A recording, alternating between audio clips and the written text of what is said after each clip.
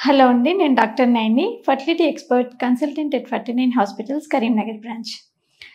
చాలామంది couple pregnancy కోసం try చేస్తున్నప్పుడు వాళ్ళేంటంటే కొంతమంది కపులేమో మనకి ఒక 5, 6 మంత్స్ లోపలనే డాక్టర్‌ని కన్సల్ట్ చేస్తారు. ఇంకొంతమంది 5, 6 ఇయర్స్ అయినా కూడా డాక్టర్స్‌ని కన్సల్ట్ చేయరనమాట. సో, ఫర్టిలిటీ కోసం అంటే పిల్లల కోసం ట్రై చేసే కపుల్ ఎప్పుడు డాక్టర్‌ని విజిట్ చేయాలి? ఎన్ని ఇయర్స్ ట్రై చేసిన తర్వాత డాక్టర్‌ని కన్సల్ట్ చేయాలి అనే దాని గురించి ఈరోజు మాట్లాడుకుందాం. ముందుగా ఇప్పుడు భార్యాభర్తలు మ్యారేజ్ అయిన తర్వాత యూజువల్‌గా మనం ఏం చెప్తామంటే ఒక 1 ఇయర్ పాటు న్యాచురల్‌గా ట్రై చేసినా కూడా మనకి ప్రెగ్నెన్సీ అందకపోతే అప్పుడు డాక్టర్‌ని విజిట్ చేయాలి. ఎవాల్యుయేషన్ చేయించుకోవాలి, టెస్టులు చేయించుకోవాలని చెప్తుంటామనమాట. సో, కానీ ఇక్కడ 1 ఇయర్ పీరియడ్ అనేది ఫిక్స్డ్ కాదనమాట.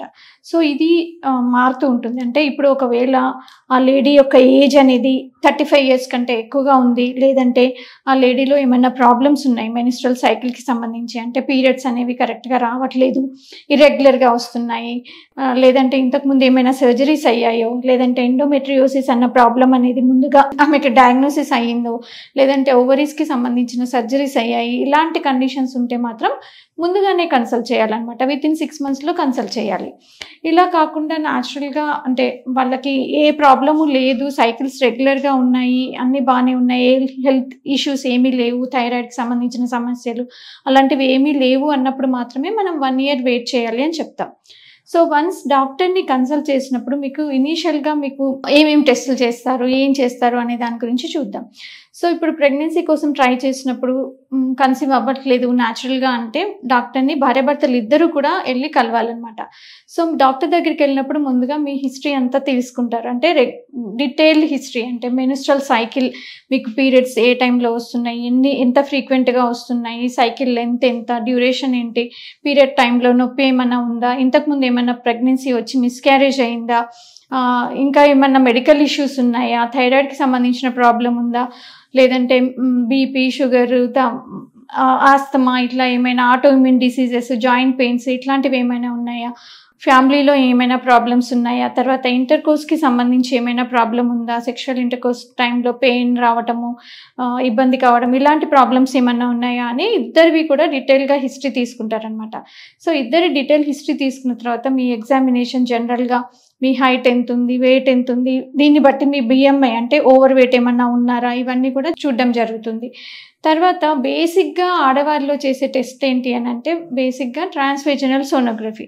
ఈ ట్రాన్స్‌వేజనల్ సోనోగ్రఫీలో ఏంటంటే మీకు గర్భసంచి గురించి, అండాశయాల గురించి అనేది క్లారిటీగా తెలుస్తుంది. సో, గర్భసంచిలో ఏమైనా గడ్డలున్నాయా, గర్భాశయంలో పుట్టుక నుంచి ఏమన్నా కంజెనిటల్ డిఫార్మిటీస్ ఏమన్నా ఉన్నాయా, లేదంటే ఎండోమెట్రియల్ పాలిప్స్ అట్లా ఉన్నాయా, గర్భసంచి ఏమైనా వాపు ఉందా, ఇట్లాంటియన్నీ కూడా గోడలున్నాయా, ఇలాంటియన్నీ తెలుస్తుంది. తర్వాత అండాశయాల్లో ఏమైనా సిస్ట్‌లు ఉన్నాయా, అండాశయాల్లో ఎగ్ రిజర్వ్ ఎట్లా ఉంది, ఎగ్స్ తక్కువ ఉన్నాయా, లేదంటే PCO ప్రాబ్లమ్ ఉందా, ఇవన్నీ కూడా మనకి బేసిక్ స్కాన్‌లో తెలుస్తుంది. నార్మల్ ట్యూబ్స్ ఎట్లా ఉన్నాయి అనేది మనకి స్కాన్‌లో తెలీదనమాట. ఇవి కాకుండా బేసిక్ బ్లడ్ టెస్ట్‌లు ఉంటాయన్నమాట. ఈ బేసిక్ బ్లడ్ టెస్ట్‌లో మీకు హిమోగ్లోబిన్ ఎంతుంది, థైరాయిడ్ హార్మోన్‌కి సంబంధించిన ఏమైనా సమస్యలు ఉన్నాయా, ప్రొలాక్టిన్ హార్మోన్ సంబంధించిన సమస్యలు ఏమైనా ఉన్నాయా, మీ జనరల్ వైరల్ స్క్రీనింగ్ మార్కర్స్ ఇలాంటివి అన్నీ కొన్ని బేసిక్ టెస్ట్ చేయడం జరుగుతుంది. ఇకపోతే మగవారిలో కామన్‌గా మనం బేసిక్‌గా చేసే టెస్ట్ ఏంటంటే వీర్యకణాల పరీక్ష.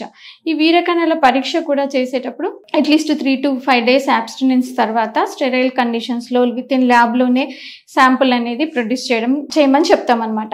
సో, యూజువల్‌గా ఈ బేసిక్ టెస్ట్‌లు అయిన తర్వాత ఇంకా ఫర్దర్ టెస్ట్‌లు ఏమైనా అవసరమా అనేది ఈ బేసిక్ టెస్ట్‌ల తర్వాత మీ డాక్టర్ ఈ రిపోర్ట్స్‌ని బట్టి మిగతా టెస్ట్‌లు అనేది అడ్వైస్ చేయడం జరుగుతుంది. సో, ప్రెగ్నెన్సీ కోసం ట్రై చేస్తున్నప్పుడు మీరు ఏ ప్రాబ్లమ్స్ లేవు అనంటే అట్‌లీస్ట్ ఒక 1 ఇయర్ వెయిట్ చేయొచ్చు. లేదంటే మాత్రం ఇంకా త్వరగా డాక్టర్‌ని కన్సల్ట్ చేసి ఏ సమస్య వల్ల కన్సీవ్ అవ్వడం లేట్ అవుతుంది అనేది గమనించుకోవాలి. Thank you.